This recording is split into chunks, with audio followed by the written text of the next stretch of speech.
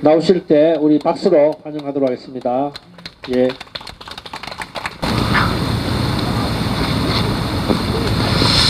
예, 여러분 대단히 반갑습니다.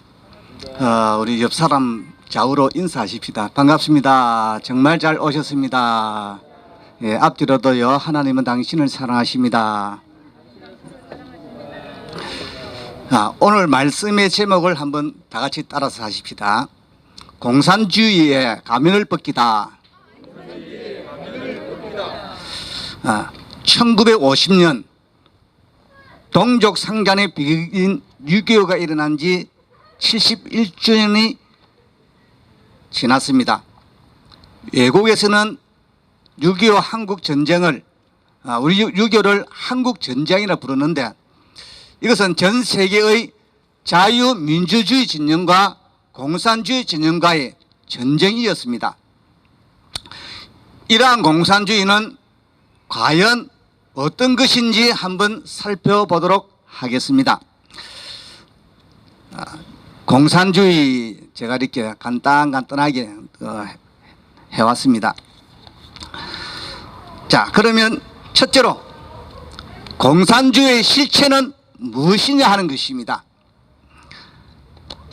이 공산주의는 한마디로 영지주의 이단입니다. 들어보셨습니까? 영지주의.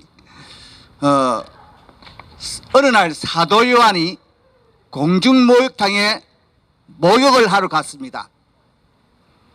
그런데 그 당시에 영지주의의 교수인 테린터스라는 사람이 목욕탕에 들어오는 것을 보고 사도 요한이 깜짝 놀라서 목욕탕에 목욕하는 사람들아 빨리 나가자. 이 목욕탕이 무너질 것이다. 이단의 교수 테린터스가 목욕하러 온다. 테린터스가 목욕하면 그 목욕한 물에 우리가 같이 죄에 오염돼서 빨리 나가자. 그러면서 사도 요한이 어떻게 나갔다고 합니까? 빨가벗고 알몸으로 뛰쳐나갔습니다. 이 영지주의라는 것은 사도 요한이 있을 때에 신약 성경이 기록될 당시 요한 1서와 요한 2서에 잘 나타나 있습니다. 이 요한 1, 2서에 보시면은 초대의 기독교에 큰 영향을 끼친 이단이 영지주의라는 이 이단이 가면을 쓰고 나타난 것이 뭐라고요? 공산주의라는 것입니다. 정치라는 가면을 쓰고 나타났다는 거죠. 영지주의가. 그래서 이 공산주의는 영지주의적 정치 종교요 이단이라고 할 수 있습니다. 그리고 지금 우리 전 세계적으로 또 우리나라도 마찬가지지만 문화 막시즘이 창궐하고 있죠. 이 문화 막시즘이라는 것은 그동안 구소련의 이 공산주의 이데를 올리기로서는 안 먹히니까 이제는 문화라는 칼을 쓰고 가면을 쓰고 나타난 것입니다.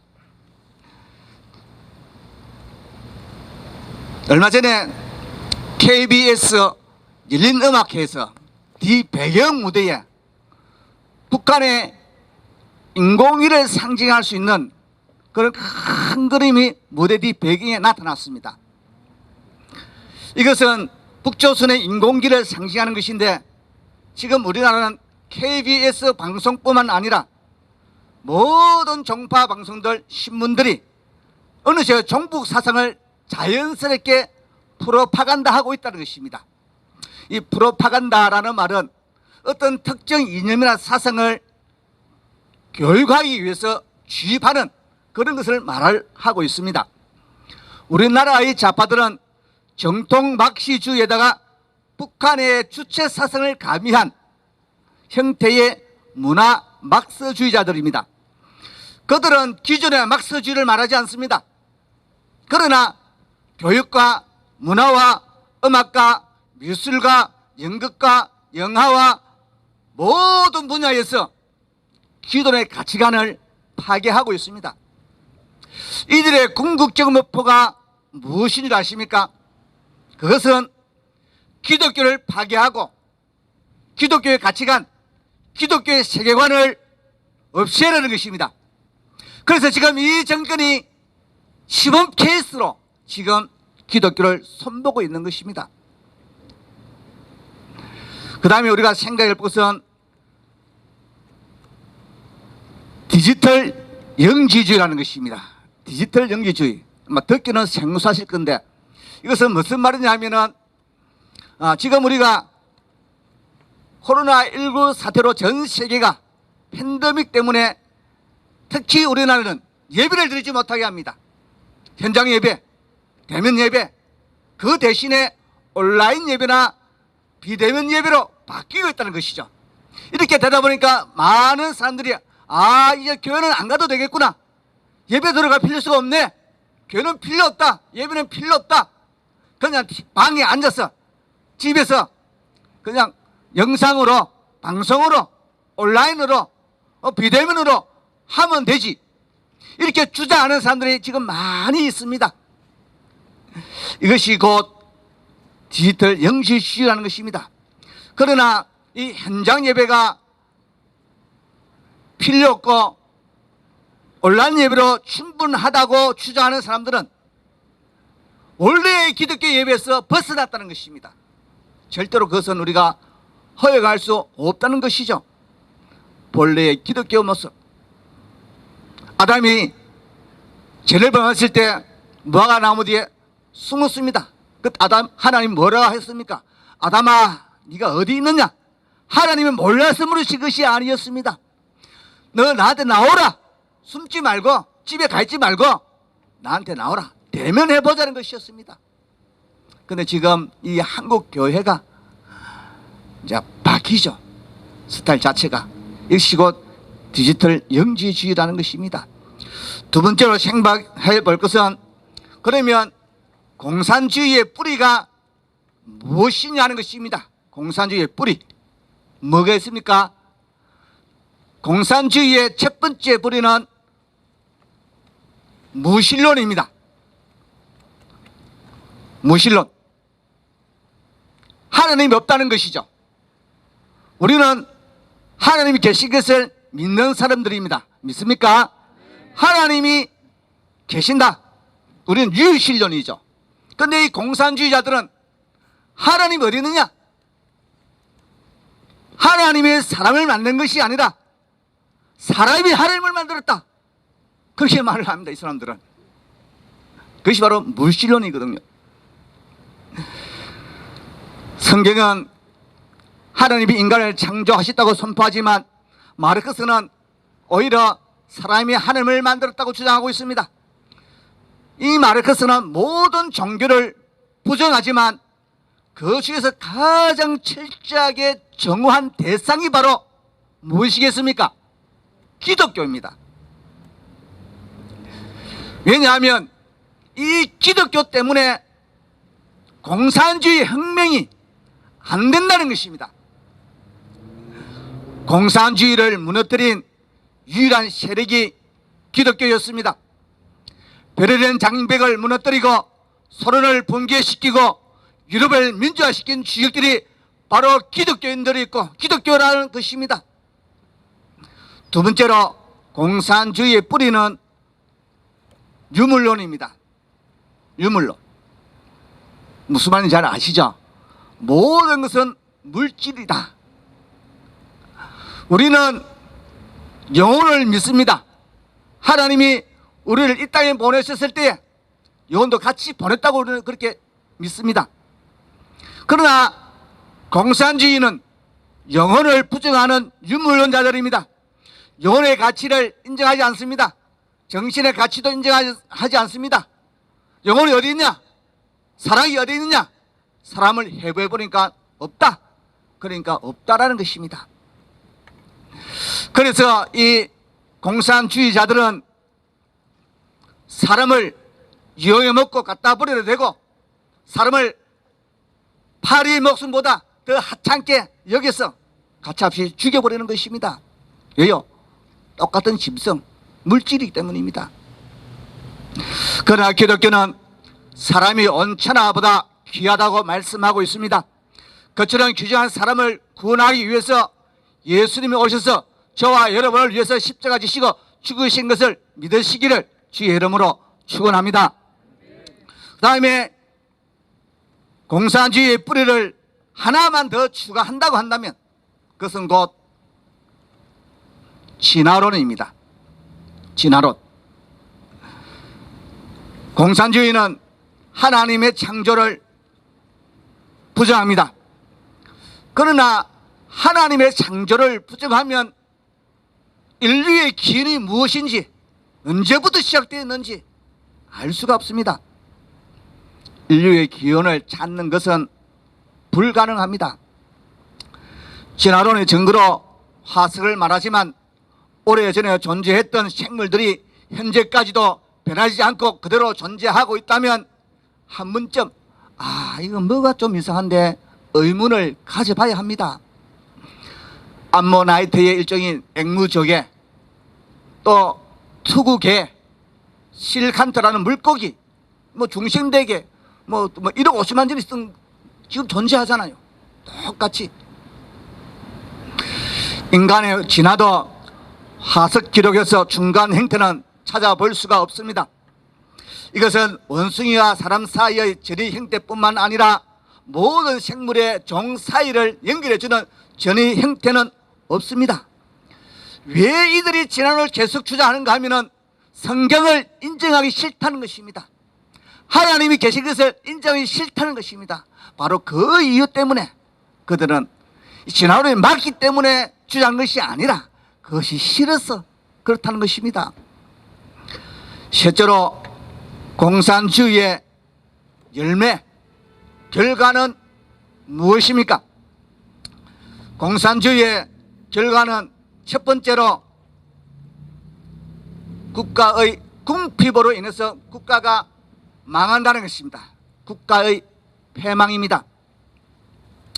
지난 역사가 증거하기를 공산주의 국가는 예외 없이 모두 가난해졌지만 기독교 정신으로 세운 나라는 전부 다 부강해졌습니다.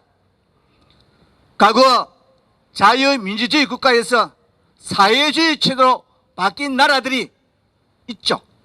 그 나라들이 어떻게 됐는지 잠시 살펴보겠습니다. 먼저 인도입니다. 인도. 지금 인도 잘 아시잖아요. 이 인도가 2차 대전 이후에 이 사회주의 국가를 채택했다가 실패한 대표적인 나라입니다. 그 당시 인도의 네로 수상은 영국의 옥스퍼드 대학을 나온 엘리트였지만 국가 경영 체제를 사회주의로 바꾸면서 인도를 가난한 국가로 후진 국가가 되게 만들었습니다. 그리고 또 필리핀이라는 나라가 있습니다. 필리핀. 1950년대부터 1970년대까지 일본 다음으로 아시아에서 가장 잘 사는 나라였습니다. 그런데 이 나라가 사회주의를 받아들임으로 인해 가지고 몰락해 버렸죠. 그리고 또 생각해 보신 나라는 베트남입니다. 베트남. 이 베트남은 우리나라처럼 남과 북으로 분단되어졌습니다. 과거에 우리가 북쪽은 뭐라고 불렀습니까? 올맹, 베트콩 그랬죠. 그죠? 남쪽은 또 뭐라 했습니까? 월남, 베트남 그렇게 불렀습니다. 이 베트남도 남과 북으로 나누어졌는데 1973년 파리 협정을 맺고 미군이 철수해버리니까 얼마 지나지 아니해서 북베트남이 남베트남의 수도인 사이공을 침공했습니다. 그해 4월 30일 남베트남이 북베트남 공산 올맹에 무조건 항복했습니다. 1976년 7월 2일 베트남 사회주의 공화국을 수립한 것입니다. 거의 20년 동안 베트남은 국경을 폐쇄하고 공산화를 위해서 인간 교조 수용소를 만들어 놓고 숙청을 시작했습니다. 군인, 경찰, 공무원, 교사, 언론인, 자본가, 그리고 종교인, 사회지도층 인사, 정치인은 물론 반정부, 반체제 운동을 벌이며 월남 패망에 앞장섰던 1등 공신인, 짜오탄 신부 등 그들을 포함해서 교수와 학생과 통일운동가들까지 전부 다 체포해가지고 수용소를 보냈습니다. 수백만 명을 죽였습니다. 이렇게 무자비한 체행을 하자 국외로 탈출한 보도피플 106만 명입니다. 육상 탈출한 사람이 50만 명입니다. 탈출하다가 죽은 사람이 11만 명이 넘습니다. 지금도 캄보디아나 라오스, 미얀마 등 인접국 호수에는 탈출한 베트남 인도네시안 수상마을 많이 있죠. 바로 그들입니다. 이런 학살로 경제는 완전히 무너져서 어쩔 수 없어서 1995년 이후 개방 경제를 택하게 된 것입니다. 얼마나 많은 사람이 숙청했는지 베트남에는 노인이 없다고 합니다. 그들의 평균 수명이 몇 살인 줄 아십니까?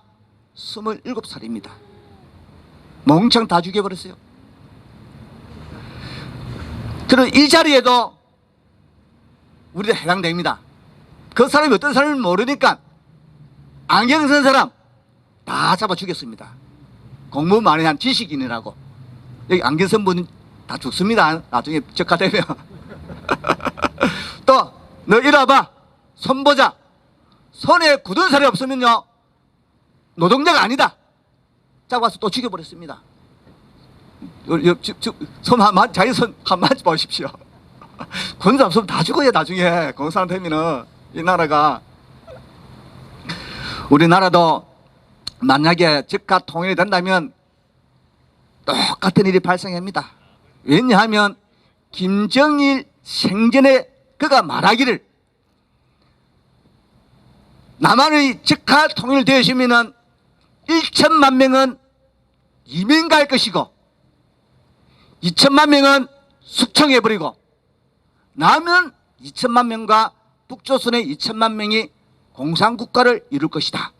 그렇게 말을 했습니다. 만약에 북조선처럼 저렇게 즉각 통일된다면 우리나라는 유사일에 없었던 대살육이 자행될 것입니다. 여러분, 멕시코리아라는 말을 들어보셨습니까? 멕시코 플러스 코리아입니다. 우리나라가 그렇게 되어 간다는 것입니다. 이 비유적으로 상징한 단어거든요. 멕시코리아. 이 멕시코가 미국 바로 밑에 있는 나라입니다. 문화적으로는 라틴 아메리카인데 지리적으로 미국과 캐나다 등과 함께 북아메리카에 위치했습니다. 잘 아시는 마야 문명, 아즈텍 문명, 발달된 문명을 가지고 있었지만 또 이들은 세계 5대 산유국이고요. 풍부한 관광 자원과 천년 자원을 가진 나라지만 미국과 전쟁해가지고 이 꼴하게 된 겁니다. 사실은. 그 다음에 여러분들 코리헨티나라는 말 들어보셨습니까? 코리헨티나. 이거는 코리아 플러스 아르헨티나. 우리나라 지금 그렇게 되어 간다는 이야기입니다. 코리엔테라는 이 단어는. 이 아르헨티나 이 나라가 그런 말 하지요. 서울 땅에서 땅바닥에 말뚝을 받으면 우리나라 전 반대편에 나온 나라가 어느 나라다? 이 아르헨티나입니다. 20세기 초만 하더라도 이 아르헨티나는 경제 선진국으로서 세계 5대 5번째 잘 산 나라였습니다. 국가 부도가 나버렸죠. 모라토리움. 그래서 지금은 몰락해 버렸습니다. 그 다음에 또 하나가 있습니다. 이거는 이제 진짜 심각한 나라인데 코리 뭐라 써놨습니까? 코리주엘라. 이건 어느 나라를 비꼬아서 한 말이겠습니까? 그렇죠. 코리아와 베네수엘라를 우리나라 그렇게 되어져 간다는 거예요. 자꾸만 지금 이 베네수엘라는 남아메리카에 있는 사회주의 국가입니다. 세계 최대 원유 매장량을 보였지만 전체 가구의 80%가 먹을 음식이 없습니다. 그래서 썩은 고기도 사서 먹습니다. 경제난으로 여자들은 가족의 생계를 위해서 이웃나라에 가가지고요 성매매를 합니다. 그 돈을 가지고 가족을 먹을 산다는 거예요. 국민 10명 중 1명이 매일 4,000명씩 4,800명씩 베네수엘라를 탈출하고 있습니다. 2016년 560만 명이 떠났습니다. 2017년 11월 16일 국가가 디폴트 상태를 선언했습니다. 2018년 초인플레이션으로 물가가 137만 프로가 폭등했습니다. 그 다음에는요 1000만%를 취소했습니다. 1원이 1000만 원 됐다. 그 말은 쉽게 이해야 되겠죠, 그죠? 그래서 은행에서 하루에 찾을 수 있는 돈이 40만 볼리바르입니다. 그날 화폐 단위가 볼리바르거든요. 이 40만 볼리바르가 우리 돈을 환산하면 얼마나 되냐 하면은 버스표 2장 살 수 있는 돈이라 합니다. 100만 볼리바르 가치가 0.53달러인데 우리 돈으로 600원 정도랍니다. 우유가 든 커피 한 잔을 마시려고 하면은 400만 볼리바르를 디어카에 싣고 가야 됩니다. 길거리에 낙엽처럼 돈이 막 굴러다니는데도 아무도 주고 가지 않습니다. 화폐가 완전히 폭락해 쪼이 됐죠. 쓰레기통에 자기 나라의 돈 볼리바르가 수북이 사 있는데 아무도 주고 가지 않고요. 그 쓰레기통에서 먹을 것이 없나고 음식 찌꺼기를 찾고 있는 나라입니다. 그 다음에 우리나라 한번 생각해 볼까요? 우리나라 일제치하에서 독립군들이 항일 운동을 했지만 우리나라의 독립은 우리 힘으로 된 것이 아니라 2차 대전에 참전한 미군의 힘으로, 미국의 힘으로 우리는 이루어졌습니다. 해방 후 6.25를 거치면서 세계에서 가장 가난한 나라 중 하나였습니다. 그때 105개국인가 되어졌는데 우리나라가 한 100이었을 겁니다. 뒤에서 살기 훨씬 빠르죠. 너무너무 못 살았습니다. 그러나 지금은 세계 경제 대국이 되어졌습니다. 사실 강복 후 분단될 당시에 북조선이 우리보다 경제적인 여건이 훨씬 나았습니다. 압록강에 건설되어 있는 동양 최대의 수력 발전소인 수풍댐이 있었습니다. 그리고 일제가 한경남도 일대에 건설한 세계적인 화학생산 단지가 있었습니다. 우리 뭐 광양에 여수 가면 석유 화학단지 있잖아요, 이제 울산에. 그 당시에 있었다는 것, 세계적으로 제일 큰 것들이.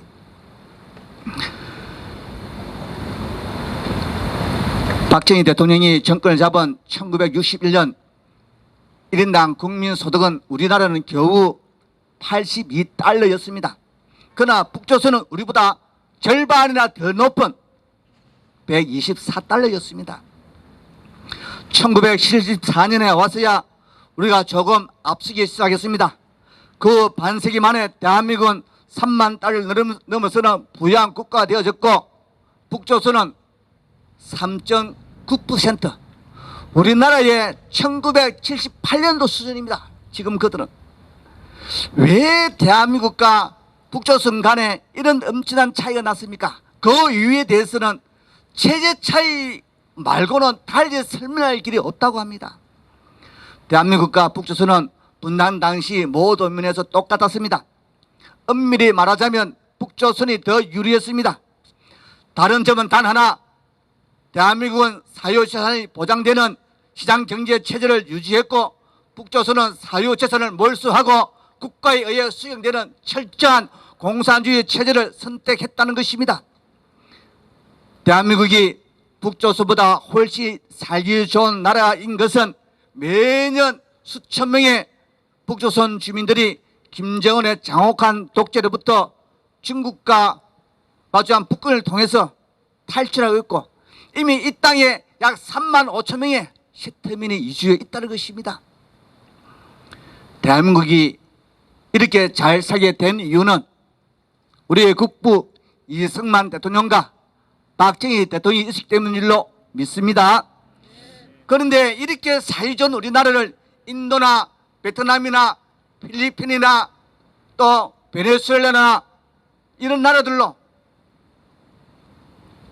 아니 그보다 더 가난한 북조선의 송두리째 갖다 바치려고 하는 자들이 적화되어 앉아있다는 것입니다. 가정살림을 맡은 주부들이여, 이 정권이 잡은 이후로 살림살이가 좀 나아졌습니까? 직장인들이여, 이 정권이 들어선 다음에 주민 사정이 좀 넉넉해졌습니까? 소상공인, 자영업자들이여, 요즘 장사가 잘 되고 있습니까? 2030 청장년들이여, 이 정권이 들어선 다음에 임시직 알바가 아니라 제대로 된 직장, 정규직에 취직을 했습니까? 아니 요즘은 알바 자리도 구하기 힘든다고 하죠. 맞죠? 경제학에서 듣도 보도 못한 이론인 소득주도 성장으로 경제가 폭망하고 있지 않습니까?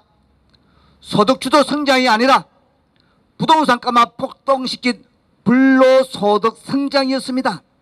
대교문 빼고 문파 빼고 민주당 빼고 너나 할 것 없이 거의가 다 못살겠다고 아우성치고 있지 않습니까? 이 나라가 문재인 정권이 들어선 지 4년 동안 폭망하고 있는 모습을 우리 모두 두 눈 뜨고 보고 있지 않습니까? 더 이상 수수방관해서는 안 됩니다. 더 이상 침묵해서도 안 됩니다. 그 다음에 또 두 번째 생활부선 공산주의의 결과, 그 열매 두 번째는 가짜 인권과 성윤리 타락으로 가정의 파괴입니다. 유럽의 수많은 나라들을 보면 개새끼하고 결혼하고요, 여자와 여자가 결혼하고 남자와 남자가 결혼하고, 예를 들면 우리 딸이 사이라고 데려갔는데 그 사이가 불알 달린 남자가 아니라는 것입니다. 여자. 우리 아들이 며느리라고 데리고 왔는데 보니까 여자가 아니라 불알 달린 놈 데리고 왔어요. 세상이 지금 그렇게 유럽은 바뀌잖아요. 얼마 전에 신문 보니까 남자 하나에 여자 둘이가 결혼해서 산답니다. 나라가 개판으로 되고 있습니다. 요즘 우리나라에서도 유럽처럼 각종 악법들이 수없이 만들어지고 있습니다. 거짓 평등법인 학생인권조례, 지방인권조례, 역차별법인 포괄적 차별금지법, 동성결혼을 합법화시키려는 건강가정기본법, 젠더 이데올로기에 의해서 동성애의 주장으로 가족생활이 무너지고 가정이 파탄하고 성적 부도덕이 만연하고 인간의 생명을 경시하고 낙태가 성행하고 참으로 문제가 심각합니다. 개판 5분 전이죠. 그 다음에 공산주의 열매, 그 결과 세 번째는 신앙의 파괴입니다. 자유의 억압으로 인해서 개인의 신앙이 파괴된다는 것입니다. 과거 기독교 나라였던 수많은 나라들을 보십시오. 무신론자들과 불가지론자들이 생겨나서 기독교 자녀들이 신앙을 잃어버렸습니다. 의로 교회를 비판하며 하나님의 적으로 활동하고 있습니다. 북유럽은 바이킹의 야성과 서유럽의 기독신앙이 절묘하게 조화를 이루면서 찬란한 기독교 문명을 꽃피웠지만 지금은 교회가 텅텅 비어버리고 관광지로 변해버리고 말았습니다. 반기독교적인 사상과 문화 때문에 유치원과 초등학교에서부터 해왔던 기도와 성경 공부를 폐지해버렸습니다. 심지어 공감교육, 다양성 교육이라는 명분 아래서 유치원에서부터 아예 동성애 교육을 실시한다는 것입니다. 노르웨이에서는 어느 부부가 아이에게 얘야 동성애는 잘못되었어 이렇게 했다고 부모 양육권을 박탈시켜버렸습니다. 또 선교사님이 노방전도를 했는데 붙들려갔습니다. 고발당했습니다. 체포됐습니다. 이것은 너무나 얘기가 아닙니다. 최근에요, 얼마 전에 제가 아는 울산의 지광선이라는 목사님 계시는데 노방전도 했다고 고발당해가지고요 경에서 붙들려갔습니다. 조사받았습니다. 한 달 전에 최근의 이야기입니다. 이거는 북유럽 교회는 말씀과 기도는 사라진 채 요가 수업을 해서 돈을 받고 관광객들에게 관람료를 받아 유지되고 있습니다. 국가의 정책인 마약 중독자 치유센터, 자살 예방센터, 심리상담센터, 난민 도우미 등 교회가 교회로서 역할을 하는 것이 아니라 종교 서비스 기관으로 전락해 버렸습니다. 앞으로 우리나라도 이렇게 될 것이 뻔하고요. 주사파가 재집권하면 결국 우리 역시 지금 현재 북조선처럼 되어질 것입니다. 오늘 본문은 우리가 잘 아는 솔로몬의 재판 이야기입니다. 아이는 하나인데 엄마가 둘입니다. 서로 자기 아이라고 주장하고 있습니다. 그래서 솔로몬이 판결 내립니다. 여봐라, 칼을 가져오라.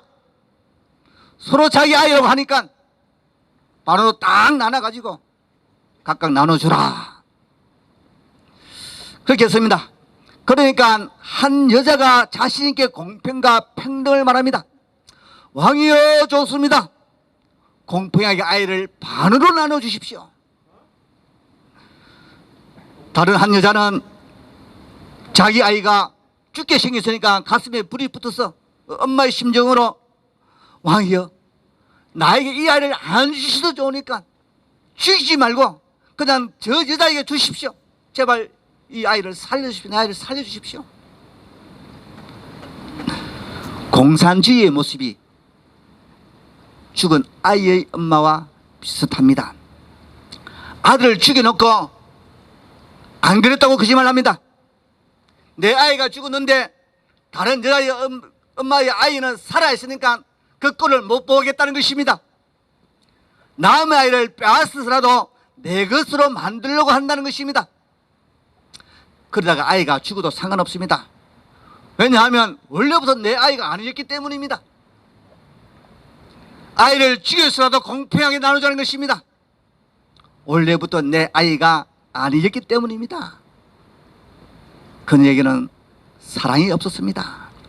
이처럼 공산주의는 거짓말하고 미워하고 죽이가는 강도의 사상입니다. 살아있는 아이를 반으로 잘라서 죽여서라도 나누자는 창기의 사상이요 죽음의 이데올로기입니다. 하지만 기독교는 사랑을 가르칩니다.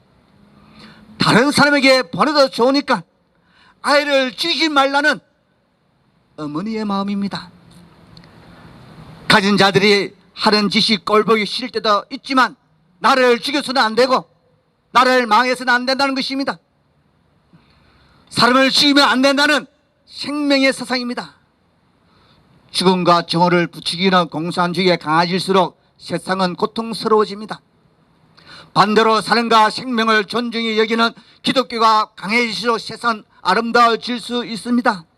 이 아름다운 세상을 만들기 위해서 가장 중요한 싸움이 바로 지금 현재 기독교와 공산주의의 대결이라는 것입니다.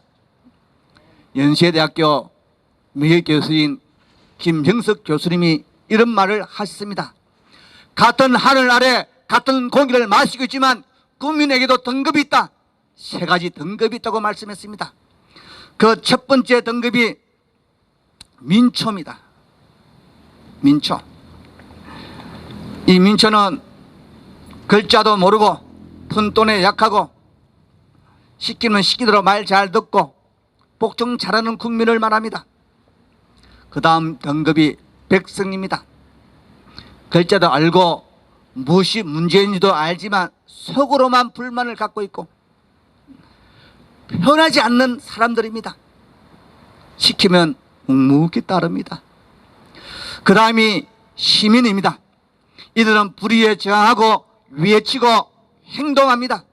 그리고 대안도 제시하고 방안도 찾아내는 계층들입니다. 지금 이 시간 제가 여러분들에게 묻습니다. 여러분들은 민초입니까? 백성입니까? 아니면 시민이십니까? 침묵하다 못해 이렇게 만든 자를 지지하는 우리나라 사람들은 분명히 시민은 아닐 것입니다. 어리석은 민초와 백성들일 겁니다. 우리는 시민이 되어야 할 줄로 믿습니다. 나라가 망해가고 조국이 소멸되어 가도 침묵하고 안타까워하지 않는 사람들, 참으로 슬픈 우리 조국의 현실입니다. 그렇게 치욕을 당하도 변하지 않으며 홍콩의 장을 보고도 느끼지 않고 침묵하고 있다면 정말 이 나라를 어찌해야 되겠습니까? 진정 나라를 사랑하고 내 가족을 사랑한다면 국민들이여 더 늦기 전에 깨어 일어나야 할 줄로 믿습니다. 나라가 망한 다음에 후회해봐야 아무 소용이 없습니다. 내 후손을 위해서라도 시민이 되시기를 바랍니다. 중국에서 일어난 실화 하나만 마지막으로 말씀드리겠습니다. 버스 44번이라는 영화가 민초, 백성 다 있습니다. 버스 44번이라는 영화가 상영했는데요. 이게 2011년도 중국에서 일어난 실화를 바탕으로 만든 영화입니다. 이 영화를 보면은 거기에 운전기사가 여성입니다. 여성 운전기사가 버스를 운행하며 산길을 넘고 있었습니다. 그런데 양아치 두 놈이 이 운전기사를 희롱했습니다. 그러니까 모든 승객들 다 침묵하고 있는데 한 중년 남자가 그러면 안 된다고 말렸습니다. 그러니까 이 양아치 두 놈이 이 중년 남자를 두드려 팼습니다. 그러니까 전체가 아무 소리 안 하는 거죠. 그런 다음에 버스를 정지시키고 이 여성 운전기사를 밖에 숲으로 끌고 가지고 성폭행을 했습니다. 한참 후 돌아온 이 여성 운전기사는 다짜고짜 자기 제지한 그 중년 남자에 가가지고 아저씨 내리세요. 아저씨 내리지 아니하시면 이 차는 출발하지 않습니다. 안 내리겠죠, 그죠? 그래서 안 내리니까 그 버스 승객들이 이 남자를 막 밖으로 쫓아내버렸습니다. 그의 짐도 창장으로 던져버렸습니다.